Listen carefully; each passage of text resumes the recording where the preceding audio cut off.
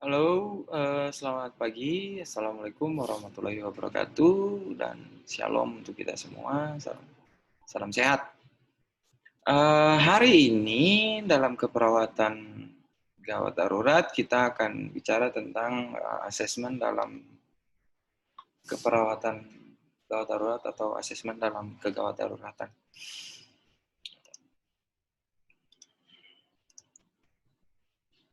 Nah, di dalam kegawat daruratan memang sudah saya jelaskan sebelumnya, di materi yang sebelumnya, bahwa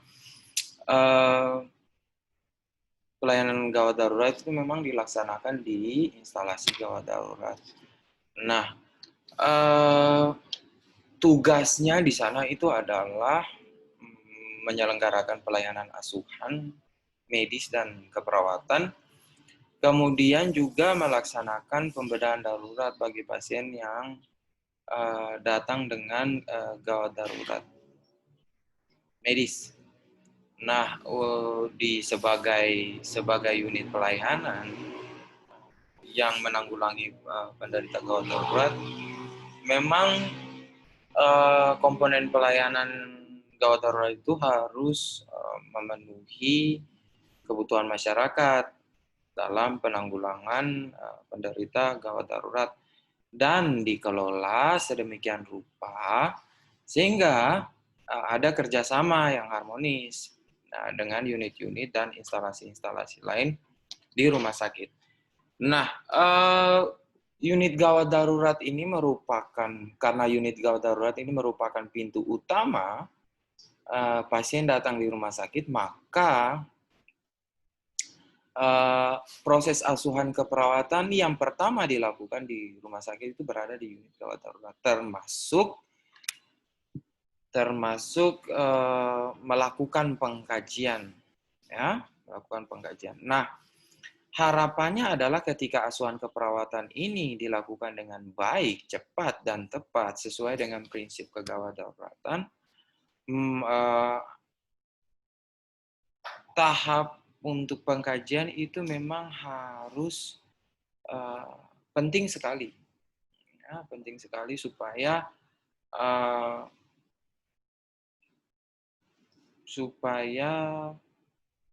ketika melakukan tindakan itu sesuai dengan kebutuhan si pasien. Ingat, di dalam gawat darurat itu selalu slogannya adalah time saving is life saving, atau waktu adalah nyawa.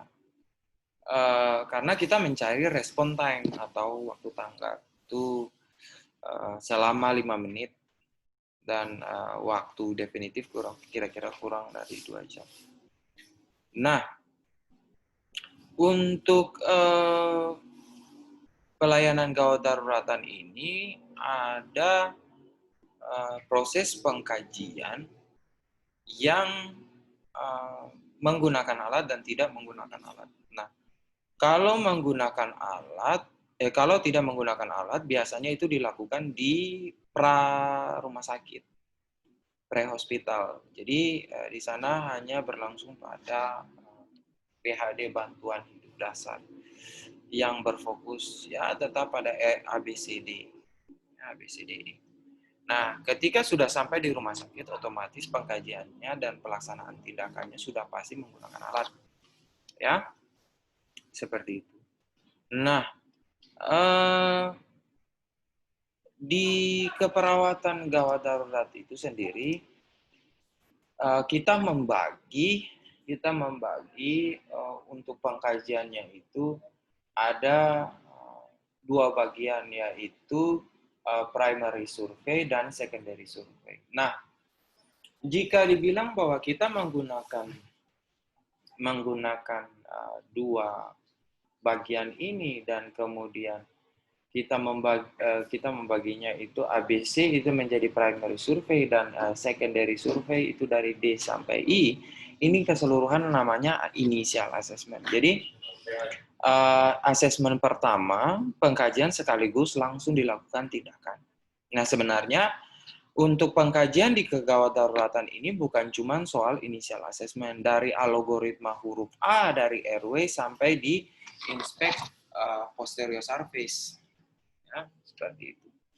Nah, cuman ada banyak format-format pengkajian yang disesuaikan dengan kondisi si pasien. Artinya bahwa orang kegawat daruratan itu dia harus licik, ya, harus cepat, disesuaikan dengan, dia harus membuat langkah-langkah atau biasa kita disebut dengan mnemonics. Mnemonics itu supaya disesuaikan dengan pasien supaya respon time-nya itu cepat, ya.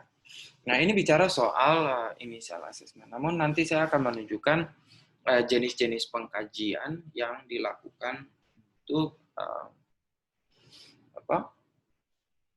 pengkajian di dalam kegawat daruratan. Namun, fokus utama untuk melaksanakan pengkajian itu adalah di kegawat daruratan itu adalah fokus pada ABCDE, ya, ABCDE, airway, breathing, sirkulasi, disability, and exposure. Nah, selalu berfokus pada data dasar itu. Namun sudah makin hari perkembangannya sudah semakin baik, maka sudah disusunlah algoritma atau mnemonics untuk memudahkan orang melakukan pengkajian dan cepat disesuaikan dengan kondisi si pasien. Nah, bicara soal airway breathing sirkulasi, ya, airway breathing sirkulasi bicara soal airway, sudah pasti jalan nafas. Nah, di sini kita harus cek apakah terdapat jalan nafas yang tersumbat yang menyebabkan henti nafas atau henti jantung, ya. Jika ini ada masalah, langsung tindakan. Nah, pernapasan, cek di sini apakah ada gerakan naik turun untuk pernapasan di dada ataukah tidak. Kemudian kita biasanya lakukan look, listen, and feel, ya, look, listen, and feel. Nah, sirkulasi itu kita lihat bahwa apakah terjadi cyanosis ataukah tidak, ada denyut ataukah tidak, ya.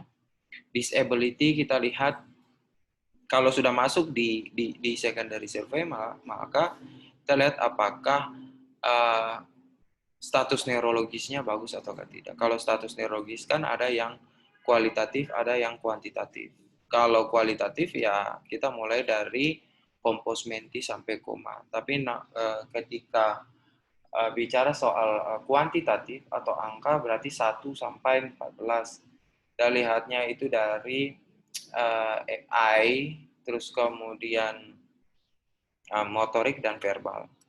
Nah, kemudian expose itu buka pakaian dan lihat apakah ada terjadi memar dan lain-lain di tubuh ataukah tidak. Kemudian vital sign, ya, full set of vital sign itu lihat tanda vitalnya lengkap. Kemudian G, give comfort measure, itu lihat apakah ada pasiennya tidak nyaman, nyeri, dan sebagainya. Kemudian history and head-to-toe assessment. Jadi lakukan cek, ya, cek riwayat penyakit. Kita biasanya menggunakan metode sampel. Nanti saya jelaskan setelahnya. Kemudian lakukan penilaian head-to-toe. Nah, untuk periksa permukaan posterior, nah cek ada luka atau tidak, ada kelainan bentuk atau deformitas atau tidak, kemudian ada perubahan warna atau tidak, cyanosis dan sebagainya. Cyanosis, kuning di dada dan sebagainya, ya. Ini untuk secondary survey. Nah, kalau bicara soal sampel yang kemudian dimasuk ke dalam algoritma initial assessment pada poin H, history and head-to-toe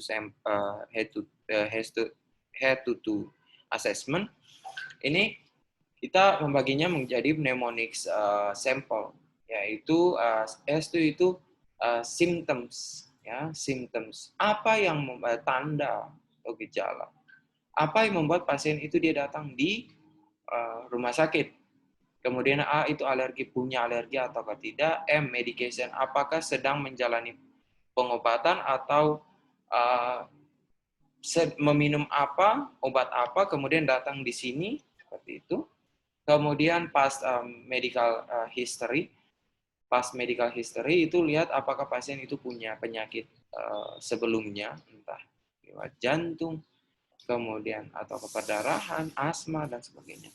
Kemudian terakhir untuk last oral intake itu terakhir makan apa itu ditanyakan. Jadi events kejadian apa sehingga yang terjadi sebelum datang di rumah sakit, itu yang dicek ya. Nah ini adalah sejumlah pertanyaan yang diperlukan untuk mengecek atau untuk mengetahui apakah si klien itu mempunyai masalah sebelum dia datang di rumah sakit. Sampel. Nah, untuk mnemonics selain ada initial assessment dari A sampai I, ada sampel, ada juga yang lain. APFU ya. APFU. Jadi alert. Alert ini apakah? Jadi alert ini dia sama seperti ketika kita mau mengkaji disability ya, saudara. Di sini pakailah APFU di sini. Apakah si kliennya membuka mata secara spontan atau tidak?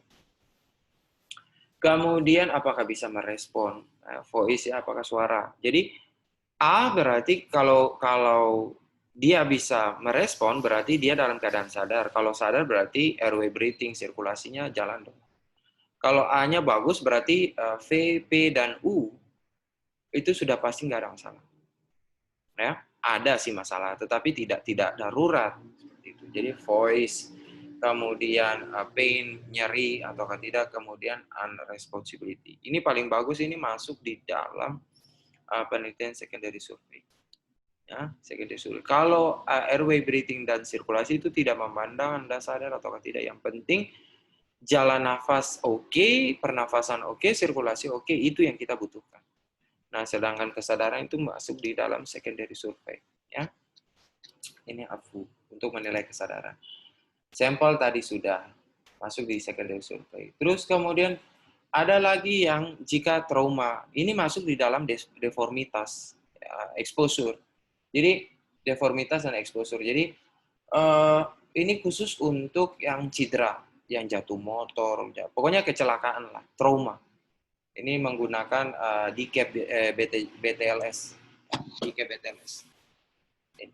Jadi ada deformitas atau perubahan bentuk atau tidak, ada kontusio, cedera kepala atau tidak, ada abrasi, lecet, puncture atau penetrasi ditusuk atau tidak, burns atau luka bakar atau tidak, tenderness, laserasi, ya, swelling, ada pengeluaran laserasi di kulit, kemudian ada swelling atau bengkak atau keluar nanah, darah dan sebagainya, itu yang kita cek. Nah, kemudian untuk pasien yang keracunan alkohol ini biasanya hampir sama dengan sampel, dia masuk di dalam bagiannya sampel. Nah, tentang last oral intake, ya, di sini dilihat bahwa C-nya itu ya pakai cage itu kayak kurungan atau sangkar. Nah, jadi biasanya kan pasien-pasien ini mengalami kecanduan alkohol, jadi kita harus mengkaji menggunakan mnemonics ini supaya bisa cepat untuk nilai didapatkan data. Nah, ini salah assessment tadi sudah. Nah, ini untuk yang cancer, ini bukan untuk kegawat daruratan. Kemudian ini juga bukan kegawat daruratan. Ini juga bukan. Nah, untuk mengkaji ada masalah di mata, ya, abbreviation. Jadi ini bisa masuk di dalam APFU bisa juga masuk di secondary survey, ya, initial assessment. Oke. Nah, Anda harus bisa bedakan antara sign and symptoms. Kalau bicara soal signs atau tanda, uh, kalau signs atau tanda itu di dalam kegawat daruratan, saya bisa ngecek, saya bisa lihat, walaupun pasiennya tidak sadar. Ya. Nah, namun kalau bicara soal symptoms atau gejala, itu yang kita butuhkan, ya, yang kita butuhkan keterangan dari pasien. Jadi sign itu lebih kepada hasil dari pemeriksaan fisik dan dia masuk di dalam data objektif. Nah, namun kalau bicara soal symptoms, ini memang dari hasil wawancara, jadi dia masuk di dalam data subjektif karena berdasarkan atas keterangan dari si pasien. Nah, kemudian untuk pain assessment masuk di dalam initial assessment point D, secondary survey. Ini kita biasanya bilang bahwa PQRST untuk pengkajian nyeri, itu zaman dulu. Saya jelaskan kepada Anda bahwa pain itu sebenarnya sudah masuk atau nyeri itu sudah masuk di dalam tanda-tanda vital. Untuk sekarang, jadi tanda vital nggak cuma 4, sudah 5 sekarang, tambahannya nyeri. Nah, untuk pengembangan mnemonics untuk nyeri atau pain, itu bukan lagi PQRST, tapi sudah O sampai U. OPQRST U. Nah, bicara soal O itu onset. Onset, kapan itu terjadi, kapan nyerinya muncul, pada saat kapan. Ya. Kemudian P, provoking, dan lain-lain Anda sudah tahu ya. Provokatif, quality, region, severity, time, treatment. Kemudian understanding.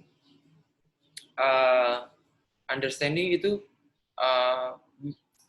keterangan dari klien apa yang menyebabkan nyeri itu dia muncul, ya, begitu. Kemudian apa yang ketika nyeri muncul ini akhirnya kegiatan apa yang menjadi masalah, itu yang menjadi penting di dalam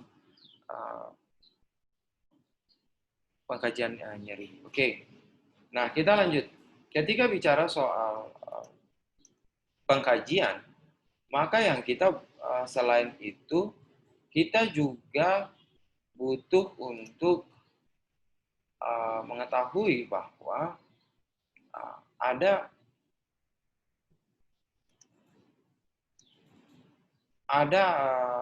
format pengkajian yang digunakan di IGD. Nah, yang tadi mnemonics itu adalah titian untuk kita mengkaji. Tetapi bukan berarti itu menjadi format pengkajiannya kita. Tidak. Ini adalah titian. Jadi kalau seandainya, ada pasien yang datang dengan mabuk, ya saya pakai CAGE. Ini ada pasien yang trauma, ya saya pakai DCAP BTLS. Ketika ada pasien yang secara umum datang, ya saya tetap initial assessment. Jadi prinsip dari kegawat daruratan itu masing-masing orang dia punya titian berbeda-beda. Atau biasanya kalau Anda mau ujian, Anda punya cara belajarnya beda-beda. Ada yang sambil dengar lagu, ada yang sambil balap motor, dan sebagainya. Itu masing-masing orang punya cara masing-masing. Nah, ini juga mnemonics atau titian atau cara untuk orang masing-masing perawat itu dia mengkaji. Tapi bukan berarti ini menjadi standar baku. Namun standar bakunya itu adalah format pengkajian yang ada di kegawat daruratan. Jadi data yang tadi Anda dapatkan mau A sampai I, mau pakai CAGE, mau pakai O sampai U, mau pakai AFU, sampel, dan sebagainya, itulah yang ditransformasikan ke dalam format pengkajian ini. Nah, ini yang harus Anda isi lengkap, karena ingat, pengkajian harus cepat, harus lengkap. Jangan mengisi semaunya kalian. Nanti, kan tadi saya sudah bilang di depan bahwa ketika pasien itu datang ke rumah sakit, gerbang utamanya itu adalah unit gawat darurat. Jadi ya memang harus dilakukan proses keperawatan itu dengan baik di sana. Nah, ketika melakukan proses pengkajian gawat darurat, pasti kita membutuhkan equipment atau peralatan. Banyak sekali peralatan di sana karena pada saat kita melakukan kegawat daruratan ini berbasisnya outcome. Ada tanda, ada gejala, segera lakukan tindakan. Nah, oleh sebab itu, coba Anda lihat bahwa peralatan di unit gawat darurat sangat banyak. Nah, itu tergantung dengan kebutuhan si klien. Nah, sangat penting sekali mempunyai equipment, tools yang lengkap di unit gawat darurat. Nah, yang paling penting di sini adalah fokus dulu. Jadi, memang Indonesia juga memiliki standar-standar untuk unit gawat darurat. Dibagi lagi unit gawat darurat yang ada yang first aid, pertolongan pertama, ada yang di puskesmas, dan ada juga yang di rumah sakit. Nah, masing-masing punya levelnya berbeda-beda. Nah, equipment itu sangat dibutuhkan untuk bagaimana melakukan pengkajian dan melakukan tindakan. Pengkajian, tindakan, pengkajian, tindakan, pengkajian, tindakan. Namun, peralatan yang paling penting itu adalah peralatan untuk bagaimana menolong primary survey dulu. Jika punya masalah soal jalan nafas, ya pasti kita menggunakan segala peralatan yang dibutuhkan untuk jalan nafas. Yaitu ada ETT, ya, endotracheostomi, kemudian ada tracheostominya sendiri. Kemudian untuk yang breathing, butuh oksigen, ventilator, dan sebagainya. Terus kemudian ada sirkulasi, butuh untuk infuset, ya, infuset, capillary refill. Namun juga ada peralatan-peralatan lain, tambah lagi untuk alat kejut listrik, ya, kejut jantung, defibrilator dengan segala perangkat. Jadi bukan hanya sesimpel itu. Kalau bicara soal equipment, banyak sekali. Nah, yang paling penting di sini adalah ketika Anda melakukan pengkajian di dalam gawat darurat atau melakukan tindakan di kegawat daruratan, harapannya adalah Anda selalu memperhatikan 3 aspek: lingkungan, Anda, korban. Ya. Saya ulangi lagi, Anda, lingkungan, korban atau si pasien. Apalagi dengan ada virus corona sekarang ini. Anda nggak bisa dong melakukan bantuan hidup dasar mau to mood langsung. Coba-coba kalau dia ada corona gimana? Nah, pada saat Anda melakukan tindakan juga dengan alat di IGD, nggak bisa dong oksigen yang sudah dipakai, selang oksigen yang sudah dipakai terus pindahin lagi ke pasien lain. Kalau dia ada corona gimana? Kita nggak tahu. Jadi makanya peralatan kesehatan itu paling penting sekali, ya. Paling penting sekali untuk jangan sampai ada transmisi. Kalau dulu namanya infeksi nosokomial, sekarang sudah nama dengan HAIS. Nah, jangan sampai nanti pasiennya datang dengan malaria, coba pulang itu udah corona. Kan mungkin nggak lucu juga. Berarti peralatannya itu harus benar-benar steril, hentikan transmisi, ya, dan kita. Nah, jadi peralatan itu memang harus penting, harus dibutuhkan, banyak sekali yang dibutuhkan di dalam proses kegawat daruratan. Oke, mungkin itu dari saya, sekian untuk dari saya hari ini. Untuk tugas nanti ada di link deskripsi. Jangan lupa subscribe, nonton, komen, dan kerjakan tugas. Tetap semangat. Jangan lupa bersyukur. Walaupun tugasnya tetap semangat.